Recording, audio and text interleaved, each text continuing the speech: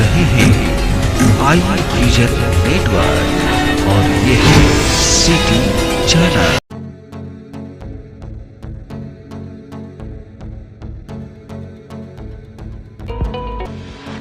पंजाब हरियाणा के शंभू बॉर्डर पर आंदोलन कर रहे किसानों ने दिल्ली कूच 2 दिन के लिए टाल दिया है। इससे पहले किसानों और पुलिस के बीच दिन भर टकराव हुआ।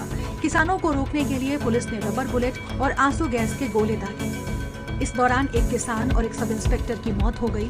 12 किसान और 12 पुलिसकर्मी घायल हैं। इसके बाद दिल्ली कूच का प्लान टाल दिया गया। किसानों का कहना है कि वे 2 दिन रणनीति बनाएंगे। उत्तर प्रदेश में विपक्षी गठबंधन इंडिया के तहत सपा कांग्रेस में सीट शेयरिंग पर सहमति बन गई है। कांग्रेस 17 सीटों पर, वहीं सपा 63 सीटों पर चुनाव लड़ेगी। साथ ही मध्य प्रदेश की खजुराहो सीट पर सपा चुनाव लड़ेगी। कांग्रेस के यूपी प्रभारी अविनाश पांडे ने कहा कि प्रियंका गांधी ने गठबंधन को अंजाम तक पहुंचाने में अहम भूमिका निभाई है। इस फैसले के बाद सपा प्रमुख अखिलेश यादव राहुल की यात्रा में शामिल होंगे।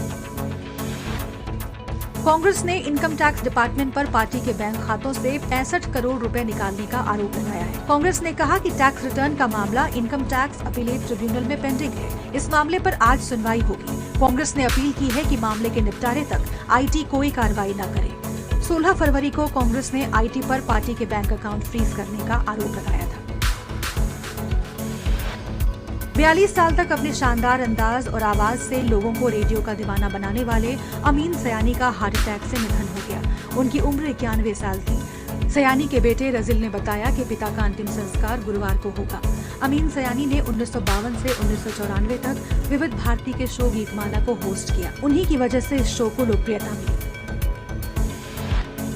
ग्रीस के पीएम किरियाकोस मित्सोटाकिस ने 9वें रायसीना डायलॉग में बतौर चीफ गेस्ट संबोधन दिया। मित्सोटाकिस ने कहा कि भारत लोकतंत्र की ताकत का सबसे बड़ा सबूत है। भारत के साथ साझेदारी बढ़ाना यूरोप की विदेश नीति का आधार होना चाहिए। इस बार के रायसीना डायलॉग में 115 देशों के 2500 से ज्यादा डेलीगेट्स हिस्सा ले रहे हैं। इस दौरान रूस, यूक्रेन और इजराइल हमास जंग समेत कई वैश्विक मुद्दों पर चर्चा हो सकती है। प्रधानमंत्री नरेंद्र मोदी अहमदाबाद में अमूल के स्वर्ण जयंती समारोह में शामिल होंगे। श्री कृष्ण जन्मस्थान शाही ईदगाह विवाद पर इलाहाबाद हाईकोर्ट में सुनवाई होगी।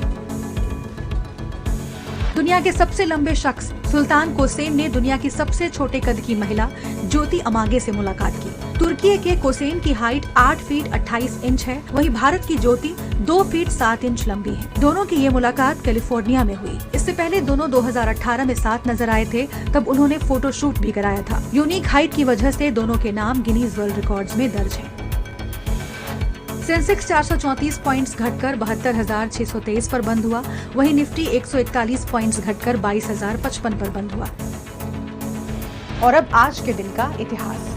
22 फरवरी 1997 यानी आज ही के दिन पहली बार क्लोनिंग के जरिए बनी भेड़ के जन्म की घोषणा हुई थी। डॉली नाम की इस भेड़ को स्कॉटलैंड के रोस्लिन इंस्टीट्यूट के साइंटिस्ट ने लैब में बनाया था। डॉली का जन्म जुलाई 1996 में हुआ, लेकिन जानकारी 7 महीने बाद दी गई। 14 फरवरी 2003 को 6 साल की उम्र में डॉली की मौत हो गई। उसकी बॉडी फिलहाल स्कॉटलैंड के नेशनल म्यूजियम में रखी है। तो आज की बात बस यहीं तक। कल फिर होगी मुलाकात।